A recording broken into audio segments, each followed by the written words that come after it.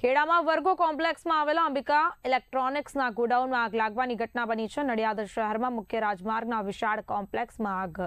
વર્ગો સેન્ટર નામના કોમ્પ્લેક્સના ભોંયરામાં આગનો બનાવ। ધુમાડાના ગોટી ગોટા ભરાઈ જતા અંદર પ્રવેશ બન્યો મુશ્કેલ।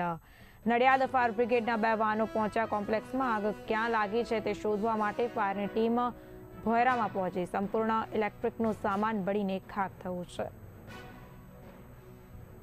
નડિયાદ સંતરામ રોડ પર વિરગો કોમ્પ્લેક્સમાં અકસ્માતે સવારે આગ લાગેલ, જેનો call Nadiad fire brigade control રૂમને મળતા તુરંત અમારી ફાયર બ્રિગેડની ટીમ લઈને આવી ગયેલ અને એમાં 2 વોટર બાઉઝર અને એક મિની ફાયર ટેન્ડર અમે લઈને આવી ગયેલ અને આગને સંપૂર્ણપણે કાબૂમાં લઈ લીધેલ છે। આગ કેવી રીતે લાગી હતી, ક્યાં લાગી? અકસ્માતે લાગી હોય એવું લાગે છે।